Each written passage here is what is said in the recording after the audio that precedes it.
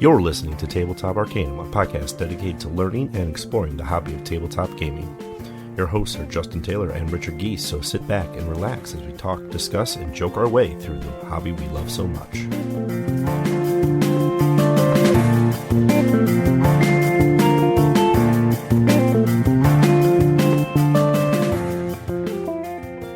The grimy alleys and looming mansions of Arkham harbor eldritch forces, terrifying secrets, and unspeakable monsters. Within these ancient buildings, gibbering madmen and cultists call upon the Ancient Ones, and beasts unknown by mortal scholars stored beneath the gibbous moon. Tonight, a few brave investigators venture behind Arkham's closed doors to make their stand against the madness within. And welcome to Tabletop Arcanum. We're your hosts, Justin and Ricky, and today we're coming at you over Mansions of Madness. Second edition. Fantasy Flight Games. Yeah, let's dive into this one.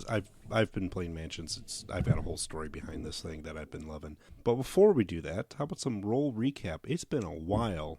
It has been a minute. We did rapid fire episodes of with the Marvel Champions LCG and everything related to that. So let's talk about what we've been playing since all of that. Starting with you. Starting with me, I'm going to go with the basics. You know me. I've been playing a lot of Harry Potter. I live with my girlfriend now, and it's kind of mandatory that we play it on a regular basis. Other than that, I haven't done too much other than paint. So if you can find a game that goes along with painting, I'd really appreciate it.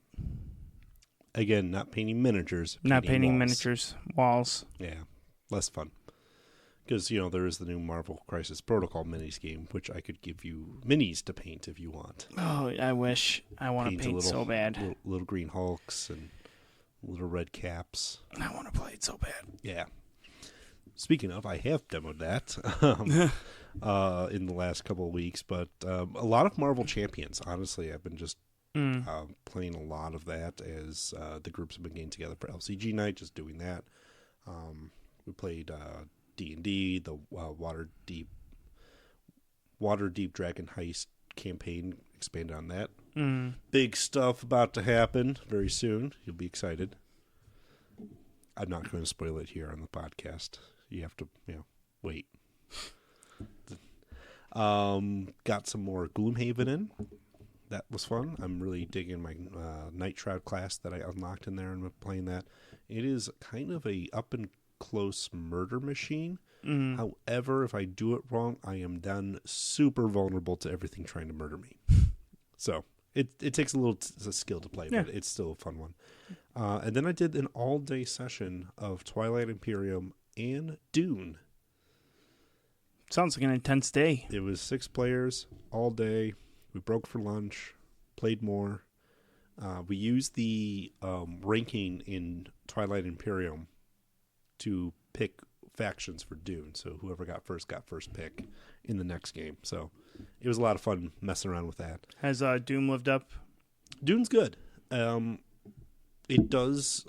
I think I've said this before when on the Gen Con recap. It does feel like it's a game that was 40 years old in some aspects. It's been cleaned up. Some of the rules are a little bit better, but it's still, the rule book could still use a lot of love because there was definitely some clarity issues that we had while playing it compared to like Twilight Imperium, where a lot of things became black and white, especially with the FAQ, where it's like, no, this is how this works.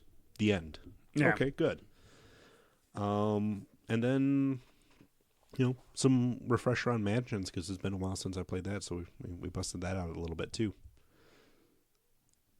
That's good stuff. Yeah, lots of good stuff. Also, apparently all the Kickstarters decided to show up at once. Cause, I know. I walk in down here and it's... Yeah, a couple boxes. I got my Baby Cthulhu.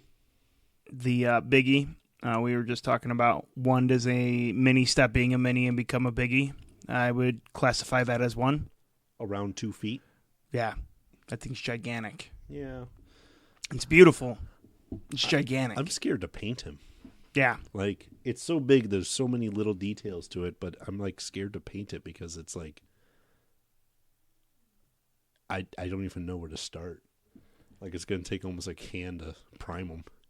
And then it's one of those, if you mess up, it's a whole probably 10 gallons of green stuff to hopefully scrape it off. And yep, he's pretty though.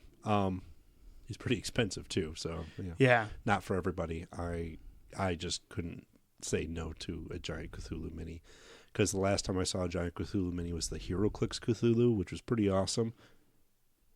That guy's dinky compared to this one. So, but then Tainted Grail showed up as well as Suro Phoenix Rising. So I've got some games to play. Yeah, you do.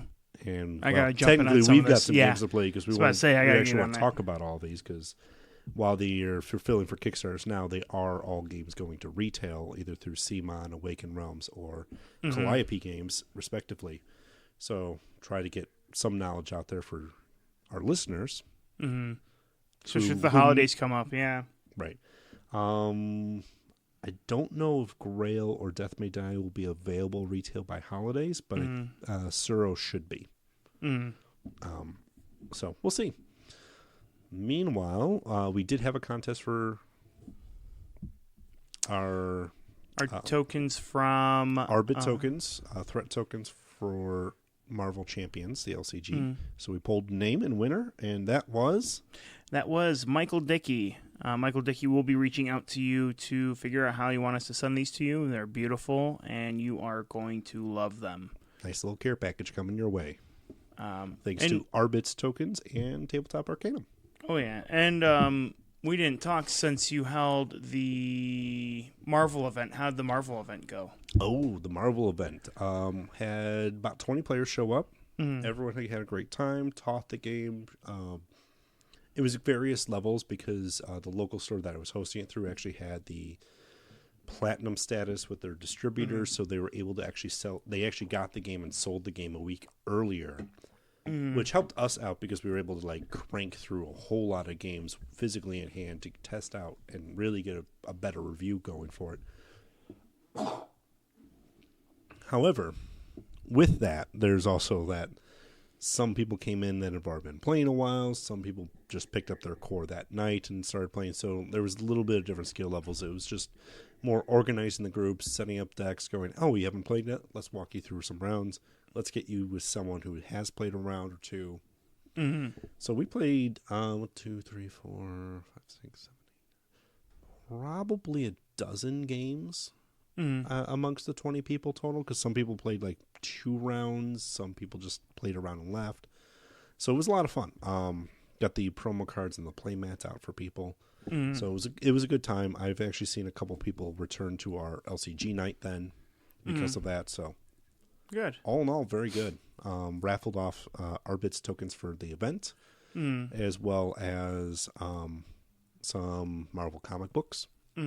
And while they weren't officially part of the kits came in these nice cardboard boxes that could hold technically 4 playmats and some cards. So they're a little oversized for a playmat, but I've found that they're very good for a playmat and a deck for yourself.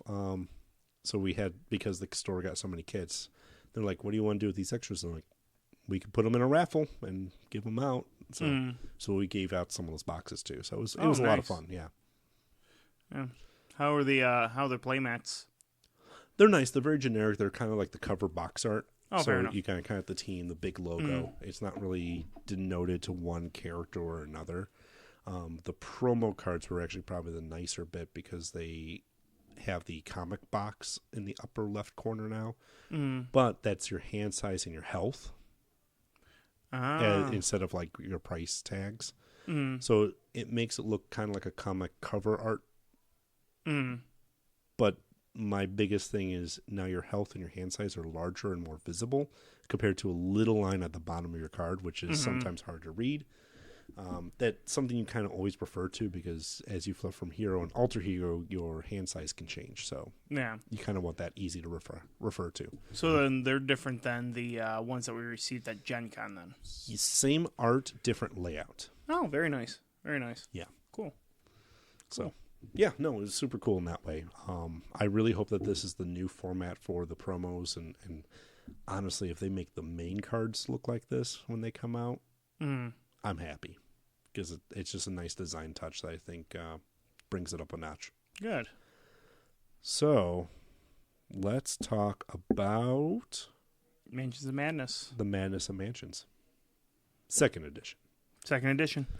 1 to 5 player game. Is a adventure style dungeon crawling sort of game. So the idea is you're exploring the early scenarios, and we'll kind of get into it, is it's all scenario based. So the early stuff that the core box comes with is very mansions ish, or maybe a small town. You're dealing with a localized area, and you're exploring rooms, you're kicking open doors, finding stuff, trying to figure out kind of what's going on, because you don't necessarily know what's going on when you start the scenario. This was designed by Nikki Valens and put out by Fantasy Flight Games. The gameplay length varies based on the scenario that you play, same as the difficulty. So, biggest call out on this game is it does have an app, free to use app. And you actually tell app which products of mansions and all the expansions that you own, and it will assemble your maps and scenarios for you in that. But the app will tell you, is this a 2-star difficulty, 5-star difficulty? Is this a 60 to 90 minute scenario, or are we looking at 3-4 hours? It does range based on that, and you get 4 scenarios to start with, and each expansion adds 2 to 4 more. As well as new characters, new monsters, new items, new cards, all the fun, more of what you already get, with some new twists and turns, and we can kind of talk about that a little bit later, though. Yeah. But ultimately, MSRP is $99.99, so it is a hefty price tag game, but you get a lot of cardboard tiles with it, you get a lot of plastic miniatures, you get a lot of cards and cardboard chits, plus the app, which was co-developed with it. So, unlike Descent 2nd Edition or Imperial Assault, where there are apps for those games, and you can have the game run where the app is everyone's co-op and the app is the bad guy per se, those were tacked on as a secondary feature. The app for Mansions of Madness is non-optional because that is how the game drives. So it's a lot more integrated. We did Journeys in Middle Earth, Lord of the Rings, which is kind of the next iteration from this. So this is kind of where Journeys got a lot of stuff pulled from. Yeah. And it does some things that I like. It obviously, the Lovecraft theme calls to me. Oh, yeah. So, first impressions on this box. What do you think, Ricky? You know how I feel about Fantasy Flight and Cthulhu games. Any Arkham games that they have. Just always very pretty. The box itself, I mean, it's a hefty box. It does come with a lot. I mean, you have almost all the you have all the expansions. So yeah, I've been collecting since it came out in 2016. Yeah. If you look at the box itself, with all the expansions together, it is very intimidating because there is a lot. There's a lot of tiles. There's a lot of minis. There's a lot of just pieces. But it seems deceptively complicated because you get all this stuff and you look at all of it and you go, I don't know what's going on. But then when you actually sit down with the app, it's like, okay, well, you have all this stuff. These are like the 6 things you actually need. Set everything aside, grab these items to start with, put this tile out, put these couple tokens on it, go. Yeah. And that's one of the things that it does better over first edition. So going back to Mansion's first edition, there was a lot like Descent and Imperial Assault. One player played the bad guy, and all the other players played the investigators or heroes. So the entire map, the entire board was put out, made up by the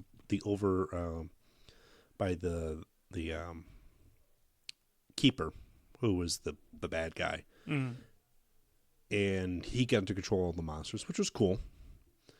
You don't really have that monster control anymore, but the app tells you where they go and who they attack and who they target, which is fine.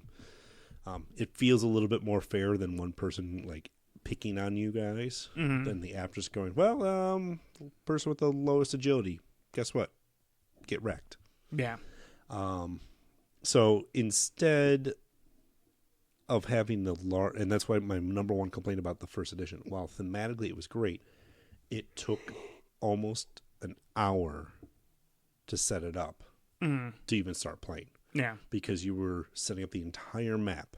You were putting out all of the cards. You were putting out all of the doors and the tokens and everything at once. Second edition said, nope, you have no idea what's behind the door, so you don't get to see that tile yet. The app knows, and when you open the door as an action, it will open the door and tell you what tile to place there, but you don't have to deal with it right away, so that's nice. Yeah. And I think I'm still set in the first edition because when I first opened this box, I just started laying everything out, and you're like, what are you doing? Yep, just hold on, click, there you go. Find those 2-3 tiles at once. Yeah, and you're done. Yeah, it's really nice in that sense. You're up and going very quickly, which is one of the strengths of this game. Mm. So let's talk about other things that it does well. A couple different ways of doing it. You can play this with your phone. You can play this on a tablet, or you can play this on a desktop and through Steam. One of the best experiences I have actually is my buddy has a projector, so we throw that up on the projector wall. Everybody gets to see it on a big giant projector screen, and then we're playing like right in front of it. Or you could throw it if you have like a casting TV and you can get your computer monitor to display on your big screen. Do it. It's actually great because then everybody gets to see it. When you're on the smaller devices like your phone and your tablets, it gets a little, you have to pass it around, or one person's really kind of showcasing that piece of it. Not everybody gets to see the app. The benefit is it's very narrative, which is both a boon and a curse for it, because if you're the type of player who doesn't really care about the story and the fluff, you can really break this down as, all right, make a strength check. Okay, you passed. Okay, moving on, click. But there's a lot of like narrative going on of like, okay, why are you making the strength check? Well, the cultist had this pinch of powder, threw it in the air, started glowing, and now your skin's on fire. Yeah. It just really takes it to that extra level because it mixes it up too. It keeps everything really fresh throughout it. Yep. The overall markings of where things are, what you're trying to do, the game is trying to lead you in the right directions. Typically, it's not going to.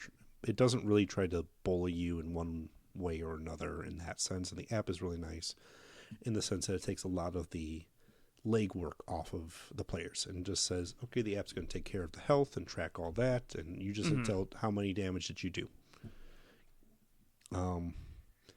I've talked to players about this game, and someone will say, well, why can't the app do more? Well, then you kind of take away from the board game.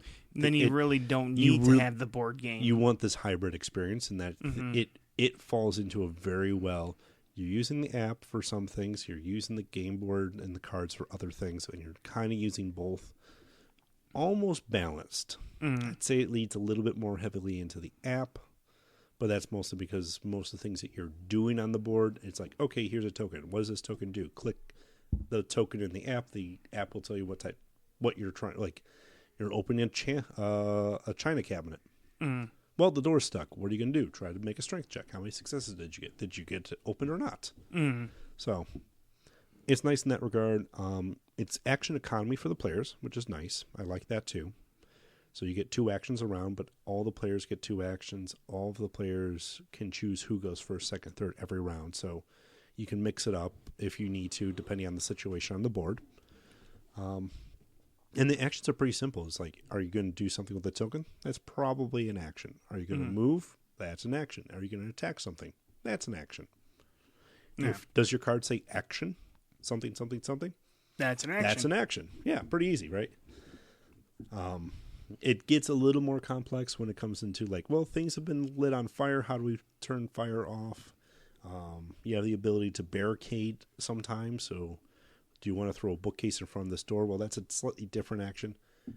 The rules reference really just spells out what are you trying to do. Okay, here, do it. Since 2016, I think this game has grown quite a bit. I'm interested in seeing how much more it has in it. I kind of feel like it's kind of hitting its peak, though. Yeah. I don't know how much more they can do without just bloating this game, because even having everything, there's a lot of tiles to shift through. Yeah, we had a heck of a time today when we were playing through trying to find certain tiles, and I mean they've gotten to the point which we've seen that we're not a fan of with some of Fantasy Flight stuff, where they reuse art, so they have multiple tiles for certain things, and it's just the same. And it may be thematic. I'm not entirely sure. You're more familiar with the expansions, but it'll be the same, library with just slightly different things in there. Right. The art they change up the art, but then there's two different versions of library. There's several different offices. In the early stuff, they'll say hallway 1, hallway 2, hallway 3, hallway 4, hallway 5, or corner hallway. And those are slightly different, and they call out the names differently. The bad side is figuring out which office are you trying to use, because now you're looking at expansion symbols, and you may not catch that. Like, oh, I found the office because that's the keyword I was looking for. That's tough. Yeah, I did it twice. Some of the bigger tiles can get like that too, because they'll have multiple rooms. There'll be like a shed in one, but it's an outdoor space. But the instructions are telling to locate the abandoned shack. But you're looking at the other name on the tile and not the shack, so it gets a little tricky that way. Luckily, the art is on the app, and it's showing you what you're looking for. But on the downside, there's a big block of text that are covering it, and you can't move past it until you get everything out there. You can't. You can hit next and to get rid of that block of text and see the tile, but you may miss instructions, and then you have to go back to the message log to figure out what you missed. It's challenging at times.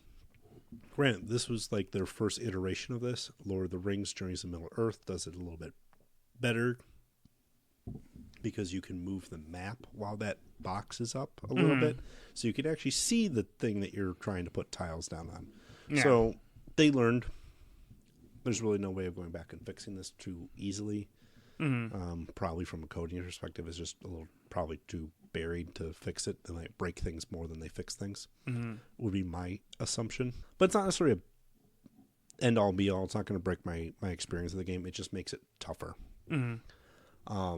Speaking of tougher, there is 22 scenarios now.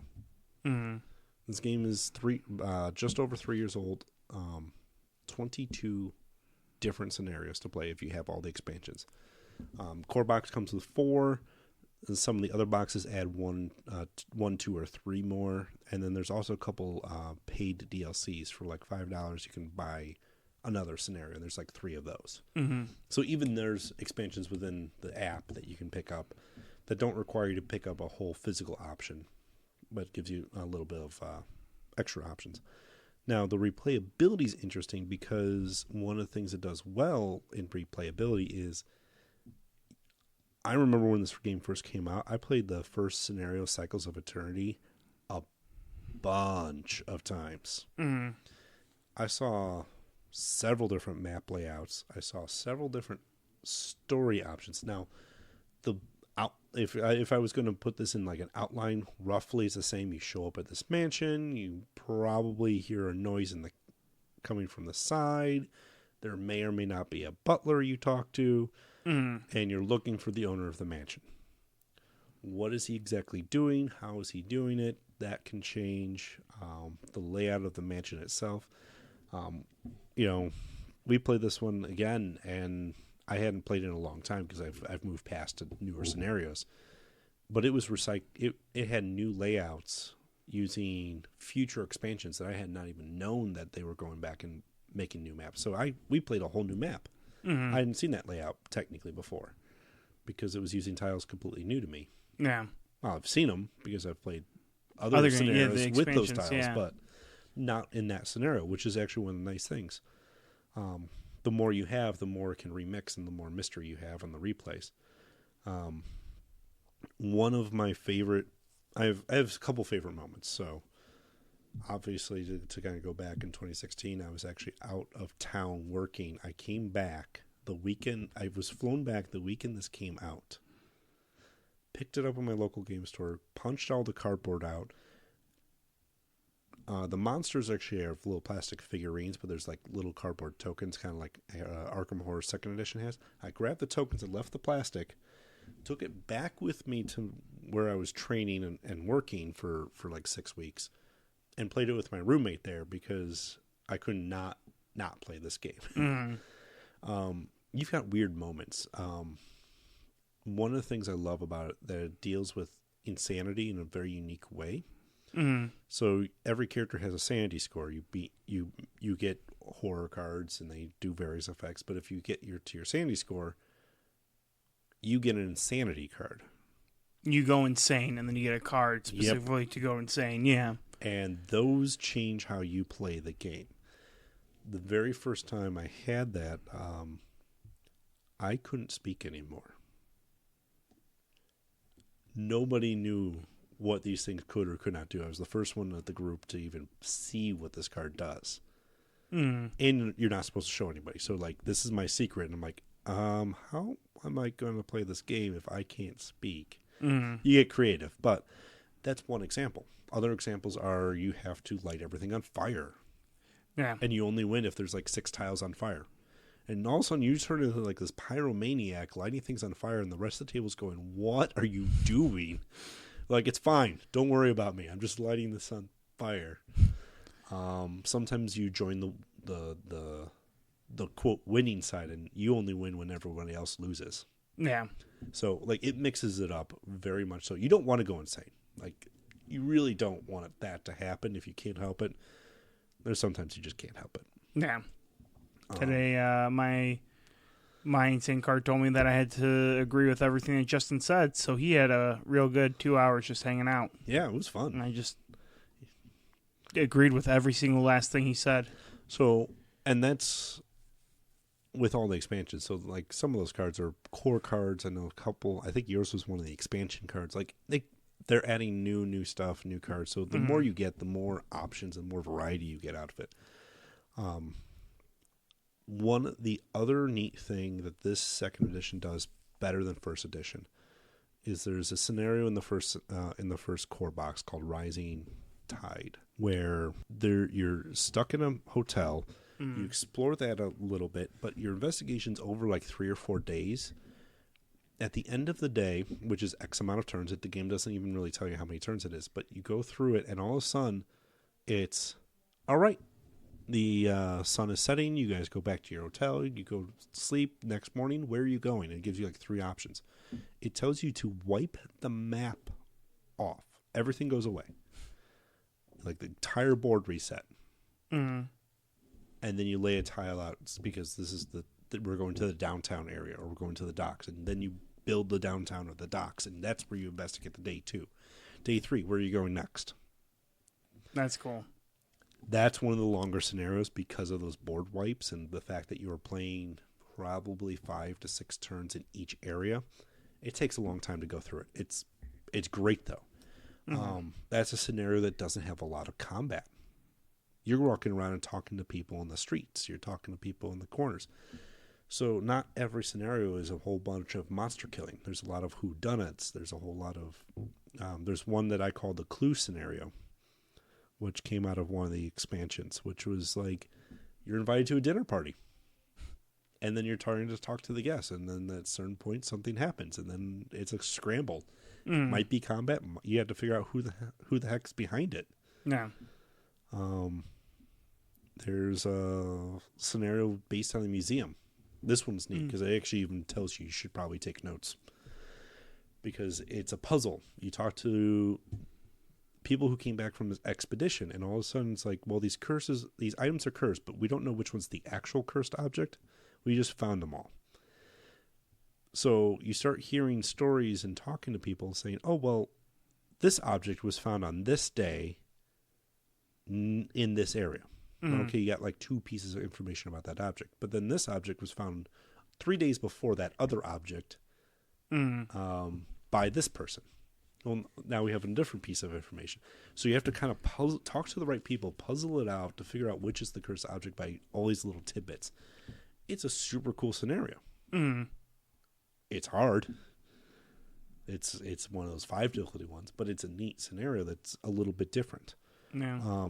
That's one of the things that they do very well with the expansion scenarios. Is each expansion comes with a couple scenarios that are kind of grouped amongst a theme. I'll use the most recent one, the Serpents of Path of the Serpent expansion, which it's very jungly and very snake heavy. Mm. So one is like the jungle's taking over the mansion and things are turning out very weird. Another scenario is like you're in an ancient tomb and like Aztec style tomb, and there's snakes and there's traps and there's all sorts of stuff dealing with that. And the third one is kind of like you're going to an ancient temple to this, the elder god Yig, and well, stuff's going to get real very fast. Also, watch out for snakes. Nah. So, or Horrific Journeys is like there's a boat scenario, an airship scenario, and a train scenario. They're all travel scenarios, so they fit a theme. Planes, trains, and automobiles. But they're all different. Yeah. Yeah. So, I love it for the variety and things like that. We've said some negative things. The estimated time on the app is so off. Mm. That's like ideal time. Yeah. And most of the time is you're going to hit that top end most of the time. We were 60 and 90 minutes. I think it took us just under 2 hours to get through. Yeah, we were with setup and going through pieces. It was about 2 hours. Yeah, which is a little over that 90 minutes, and that was just 2 of us. With 5 players, it can get a little bit crazier. Yeah. The other thing that I appreciated about it too was the puzzles within the app. Oh yeah.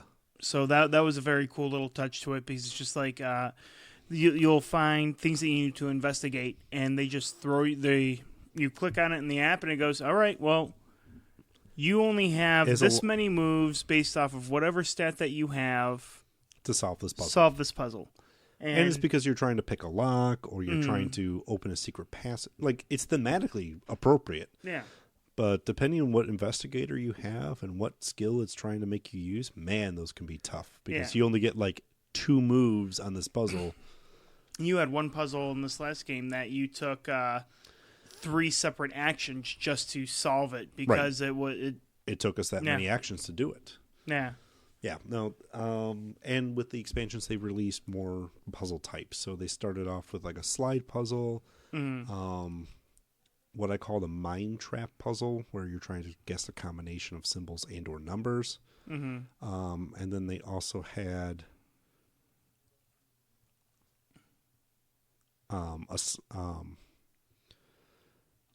it's like the old Rush Hour game. Mm-hmm. Where you're, Traffic. Yeah, like Traffic, Rush Hour, like you're trying to like slide pieces to free a specific piece out. Mm-hmm. So it came with several varieties, and then with the expansions, they've added several others. Yeah, which are neat. So it's a carryover from first edition. They had puzzles in the first edition game, but it was all tile based or card based that you would lay out. Mm-hmm. The benefit that you had in this edition is you get to work together on it. Mm-hmm. Like, we can work together to puzzle it through. In the first edition, you couldn't. You were the one doing the puzzle. That's on you. Nobody can help you. Yeah. You can't ask for help, which sucked if you were playing with players who just aren't really good at puzzles, or that's just not their strong suit. They're better at other things, and they get that one bad puzzle that they're stuck on. Yeah. So I like a lot of the changes in second edition. There's a reason why I'm always going to be able to say, hey, want to play Mansions? Let's do it. Yeah. My question usually is, okay, what scenario has nobody done or few people have done? Because let's do that. I've played them all at this point. They're great. I've played most of them most scenarios at least more than once. Mm-hmm. There's a few of them that I've got like maybe only 2 plays on, and I want to see more variety, but they release them so much, and there's so many other games to play. Yeah. I don't have time. So for just to bring up one negative point is it has been out for just over 3 years now. Correct. You can just buy the core and get into it. Yep. Like you said, starts off at $99.99 MSRP. This is like every other game that you sucked me into. Since it's been out, expansions have been coming out. It is pricier to get into. Yes. Do you think that people can just buy this and enjoy this? Do you think? Absolutely. Okay. Yeah. You can start with the core and have a lot of fun with it. You get 4 scenarios with 3 extras that you can buy in the app for $5 each. Mm-hmm. So you can get up to 7 scenarios for only $115. Mm-hmm. That's a lot of replayability and a lot of options. It's when you start adding all the other expansions that it starts getting weighty and bloaty. Mm-hmm. Because they're not cheap. They're like $40, $60 expansions. Now, granted, they're adding more missions, they're adding more tiles, more monsters, and the other missions that you have are getting remixed with the new stuff too. So it's overall enhancing every aspect of your game. It's just not cheap. Yeah. So fair enough. So absolutely, you can get a lot of love out of the core edition. And then when you get through those scenarios and you're tired of those scenarios, maybe that's when you pick up the next expansion. I was a carryover from first edition, so when I started with my core, all of my first edition stuff translated over, so I had a lot of options to start with, but I still only had the four scenarios. Yeah. I was still limited by that. It just had more options to remix the maps for me right away, and I had a little bit more investigators, but no, it's solid. Yeah. I love it. I think, unlike the Arkham card game, where sometimes you need certain cards and they're in certain packs, so you can't just jump straight into something. Do you think if I bought this core and then bought the newest expansion, I would have no issue jumping? Yeah. Nope, no issue. So I do appreciate They're that. very too. independent and like that. Yeah. They play off each other, but realistically, you can pick up any expansion that calls out to you after the core. Mm-hmm. Yeah, I would probably recommend one of the larger boxes, but that's just because I think they add a little bit more meat to it for the price. Mm-hmm. Because you're usually getting more investigators, more monsters, more tiles, but that's it. Yeah. And they're usually adding like 3 more scenarios opposed to 2. The nice thing is in the app, it will tell you what each one adds. So you can actually go into your app, go into the collection page, where you actually tell the app what you own or what you don't own. And it will tell you, for example, going into here, I can click on Path of the Serpent, the newest one. It adds 17 new map tiles, 3 new scenarios, 4 new investigators, and 4 new monster types. That's very cool. Where Sanctum of the Twilight was one of the smaller expansions. 5 new map tiles, 2 new scenarios, 2 new investigators, 1 new monster. So cool. You can actually even see in the app, like, is this worth it? Is this going to add a lot or a little? The price tag kind of tells you that, but ultimately you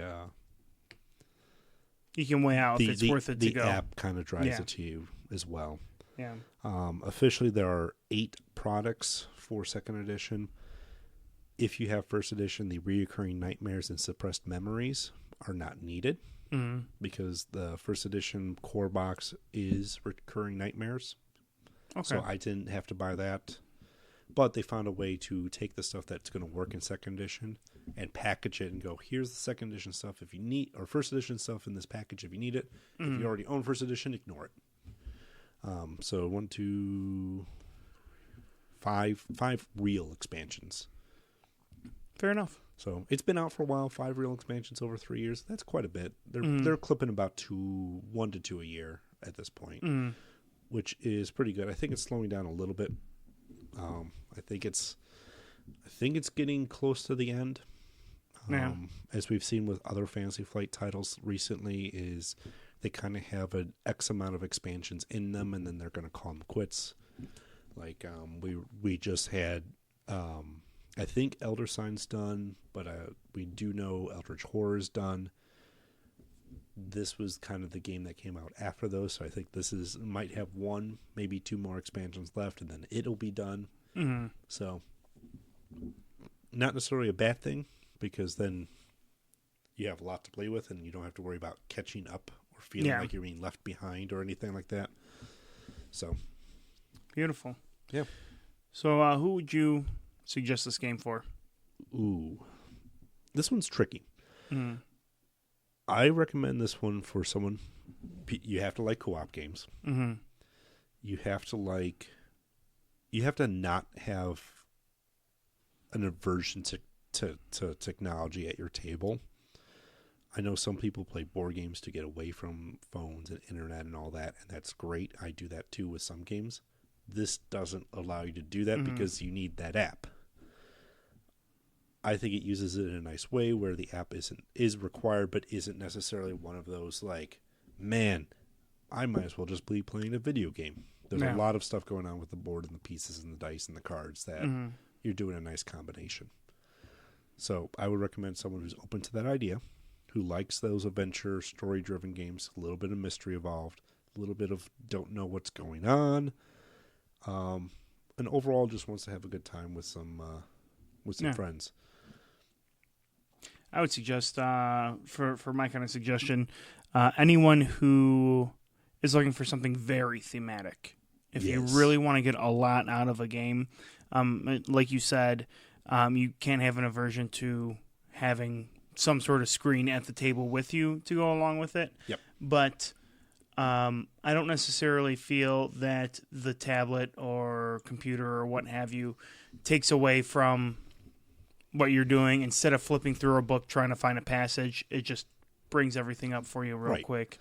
So if you're looking for something that has story and it's going to give you a lot of flavor as you play the game, I definitely suggest something like this. Who would you not recommend this for? I kind of hit some of these on my Not recommended suggest- for. Go with if you're tech aversive, then that's not a good thing. But what about you? I'd say anyone who doesn't want something very complicated. This game, when you open the box, can be very overwhelming. I could see people opening this box and just saying nope, putting it on the shelf and never touching it. And to those people, I would say at least give it a chance. But it is a lot to take in all at once. It's a lot of components. The rule set is very streamlined, which is nice. It just looks like a lot. It looks intimidating. So I can definitely see that if you're easily intimidated with a lot of stuff, this game has a lot of stuff.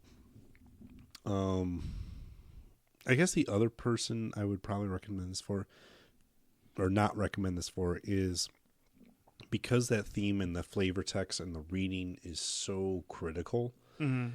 If that's not your thing, if you're not playing theme games for the story elements of it, this is going to feel very dry to you.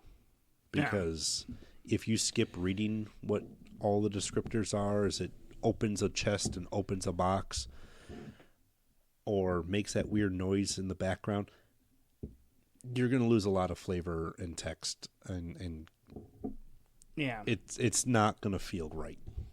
So if that's not your jam, this isn't your game. There are plenty of other games for you. Exactly. I like flavor. I like lots and lots of flavor. So give me heavy theme, give me heavy flavor. Looking at it next to Tainted Grail, which is another super heavy flavor game.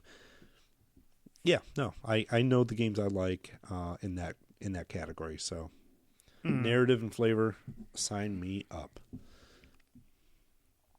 All right. So that about does it for our review of Mansions of Madness 2nd Edition by Fantasy Flight Games at Tabletop Arcanum. Yes, sir. As always, reach out to us at Tabletop Arcanum on our Twitter, Instagram, Facebook, smoke signals, carrier pigeons. Yeah. Any way that you can get to us, tabletop-arcanum at gmail.com. Old-fashioned email also works. Oh, yeah. Snail mail. We're not going to tell you where to send it. Just send it to Google and they'll get it to us. But otherwise, next review is going to be Suro Rising. Or yes, sir. Suro Phoenix Rising, I should probably say the full title there. There we go. Yeah. So a little bit lighter game. This was, definitely heavy theme. Suro's going to be a little bit lighter, a little bit more fun, a little bit more casual game. Mm-hmm. So we'll talk about that in 2 weeks. And in the meantime, keep on gaming. Don't go crazy. Go a little crazy? It's a little is okay. Don't go too crazy, though. Yeah. Fair enough. You still need to defeat the ancient ones. This has been Justin. And Ricky. Roll on. Roll off. Roll over. Raw high.